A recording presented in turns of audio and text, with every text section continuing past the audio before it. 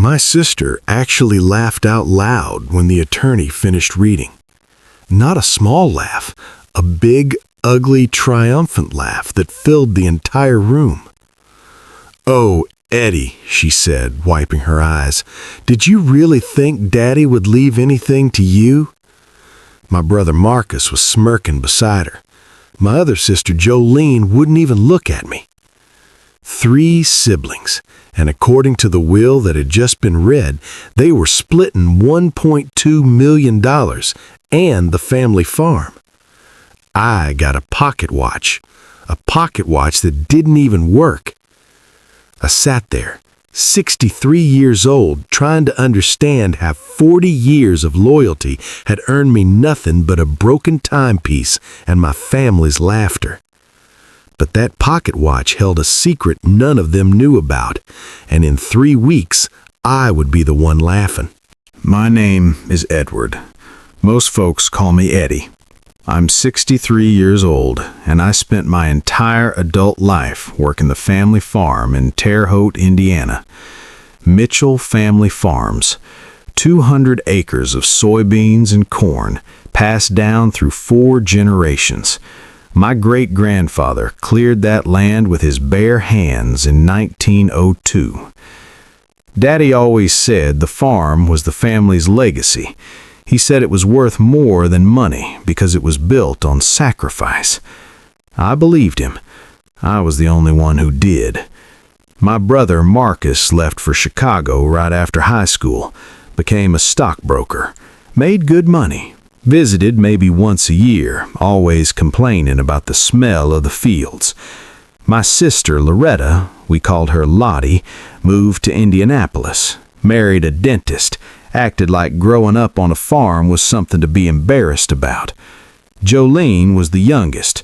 She moved to Florida in her 20s, called herself a lifestyle influencer now. I still don't know what that means. I stayed. When Daddy's back gave out in 1989, I took over the daily operations. When Mama got sick in 2002, I moved back into the farmhouse to help care for her. When she passed in 2008, I stayed to take care of Daddy. For 40 years, I woke up at 4:30 a.m. I worked the fields. I fixed the equipment. I handled the business side, the loans, the taxes, the crop insurance. I kept that farm alive while my siblings built their fancy lives somewhere else. They came home for holidays. Sometimes. They called on Daddy's birthday. Usually. I was there every single day. Daddy noticed, or at least I thought he did. "You're the only one who understands, Eddie," he told me once, sitting on the porch watching the sunset over the fields. "This land is in your blood." I held on to those words for years. I thought they meant something. But when Daddy passed in October 2023, at the age of 89, I learned that words and wills are very different things. Daddy's decline was slow and then sudden. Parkinson's took his body piece by piece. The last 2 years he needed round-the-clock care. I provided it. I fed him. I bathed him. I sat with him through the long nights when he couldn't sleep. Did Marcus fly in from Chicago to help? No, he was too busy with clients. Did Lottie drive the 2 hours from Indianapolis? Rarely. She couldn't handle seeing Daddy like that. Did Jolene come up from Florida? Once, for 4 days. She spent most of it taking selfies with the farm as the backdrop. Rustic content, she called it. I handled the hospice arrangements. I held Daddy's hand when he took his last breath. I planned the funeral because no one else would.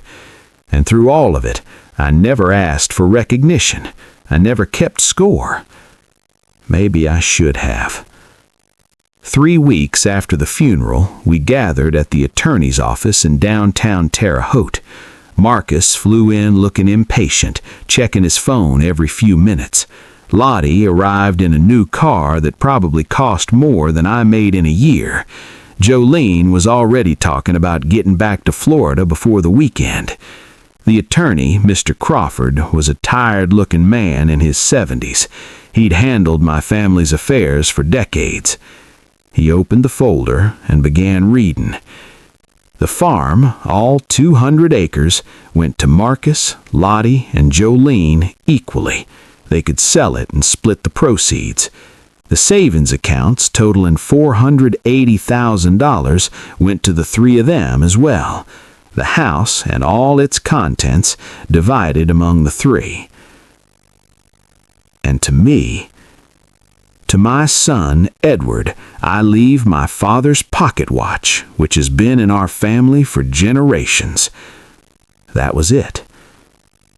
The room was silent for a moment. Then Lottie started laughing. "Oh, Eddie," she said, shaking her head, "a pocket watch. How perfect." Marcus grinned. "Well, at least it's an antique. Maybe you can sell it for grocery money." Even Jolene giggled behind her hand. I sat there, burning with humiliation. 40 years, 4 decades of my life poured into that farm, into caring for our parents, into keeping the family together. And I got a pocket watch. Mr. Crawford looked uncomfortable. He cleared his throat. "Mr. Mitchell, I'm sorry. Your father was specific about his wishes." Specific. That word echoed in my head as I walked out of that office, clutching a velvet box containing a timepiece that hadn't worked in 20 years. Specific about cutting me out. The weeks after the reading were the loneliest of my life. My siblings moved fast. Within a month, they had a real estate developer interested in the farm.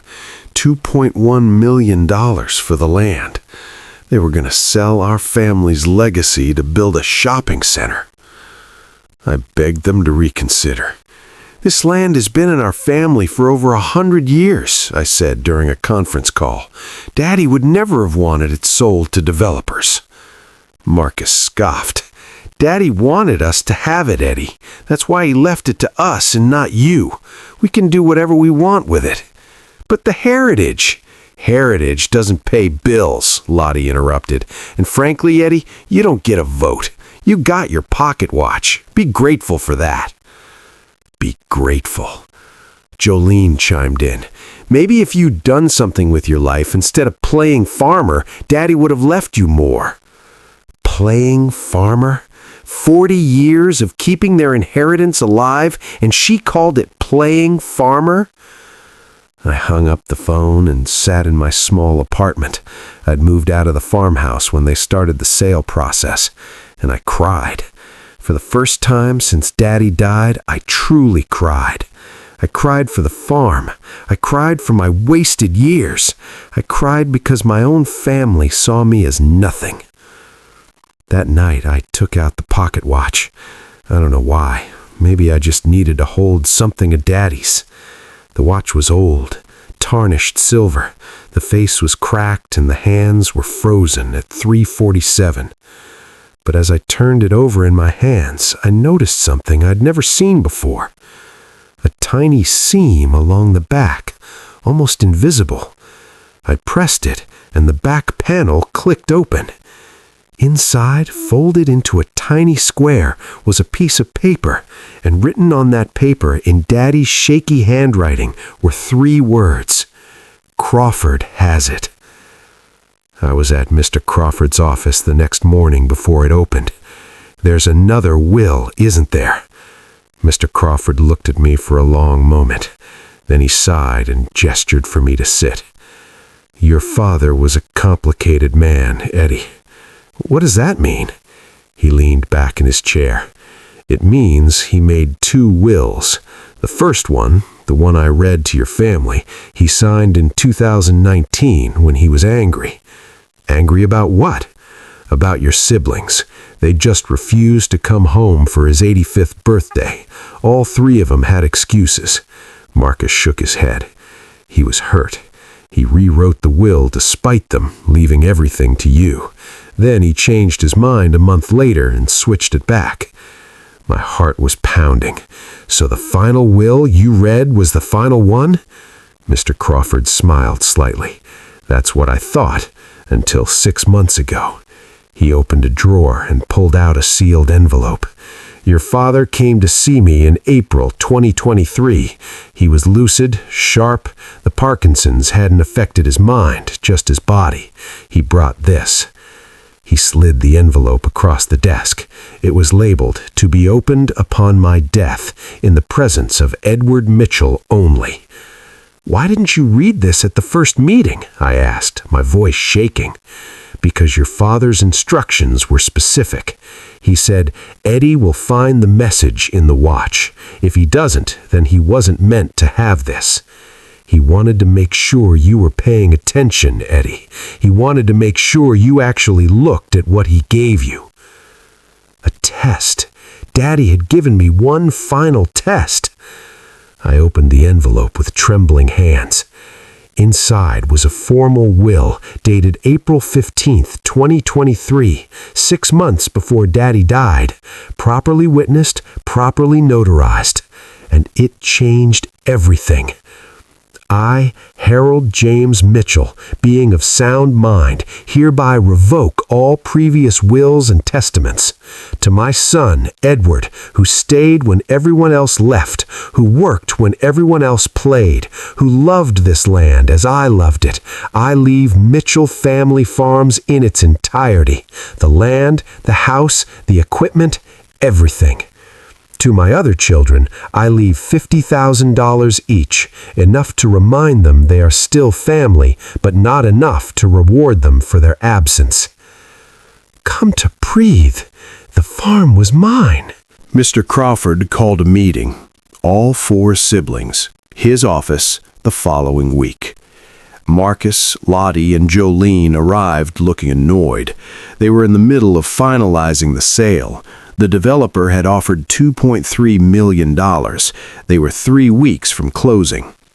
"What's this about?" Marcus demanded. "We're busy people." Mr. Crawford slid copies of the new will across the table. "There's been a development." I watched their faces as they read. Marcus went pale first, then Lottie. Jolene kept reading the same paragraph over and over, like the words would change if she looked hard enough. "This is impossible," Lottie said, her voice shaking. "This is fraud." "I can assure you it's not," Mr. Crawford replied calmly. "This will was signed in my presence, witnessed by 2 staff members, and notarized. I have the documentation. Your father was of sound mind." "He had Parkinson's," Marcus shouted. "He was senile." "Parkinson's affects motor function, not cognition," I said quietly. Everyone looked at me. Daddy's mind was sharp until the end. I would know. I was there. The silence was thick. Jolene turned to me, her eyes wide. "Eddie, come on, we're family. We can work something out." Family. I let the words sit there. Angry. "You laughed at me, Jolene. You all did. When you thought I got nothing, you laughed in my face. We were just... You called me a failure. You said I was playing farmer. You were going to sell land that's been in our family for 4 generations to build a shopping center." I stood up. "Daddy saw all of you clearly, and now so do I." Marcus tried a different approach. "Eddie, be reasonable. That land is worth over $2 million. You can't manage a farm by yourself. Let us help." "Help?" I almost laughed. Cold. "Where was your help when I was changing Daddy's diapers at 3 a.m.? Where was your help when the tractor broke down in the middle of harvest? Where was your help for 40 years? No one answered. Mr. Crawford cleared his throat. "The will is legally binding. The previous will is nullified. The sale to the developer cannot proceed. Mitchell Family Farms belongs to Edward Mitchell." Marcus, Lottie, and Jolene each received $50,000. They contested the will, of course. Sigh. It took 8 months, but the court upheld Daddy's wishes. The witnesses testified. The notary testified. Daddy's doctor testified that his mind was sound. Flatly, my siblings spent over $80,000 in legal fees fighting it, more than their inheritance.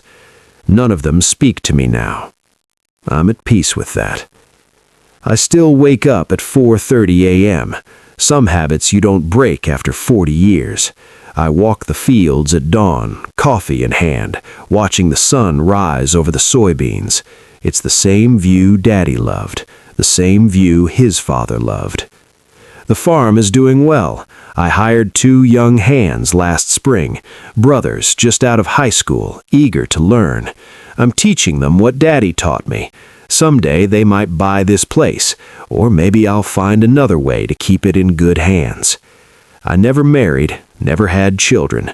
For years I thought that was my greatest regret. Sigh. But now I understand. The farm was my family. This land was my child, and I'll make sure it's protected long after I'm gone. The pocket watch sits on my nightstand now. I finally got it repaired. Cost $300, but worth every penny. It runs perfectly, keeps perfect time. Inside the back cover, I added my own note. It says, "For whoever finds this, love is proven in presence, not promises. Stay for the people who need you." Last month, I was going through Daddy's old desk and found a letter he'd written but never sent. It was addressed to me, dated just weeks before he died. "Dear Eddie, I'm sorry for the games. I'm sorry I made you doubt, but I needed to know you would look deeper. You always looked deeper.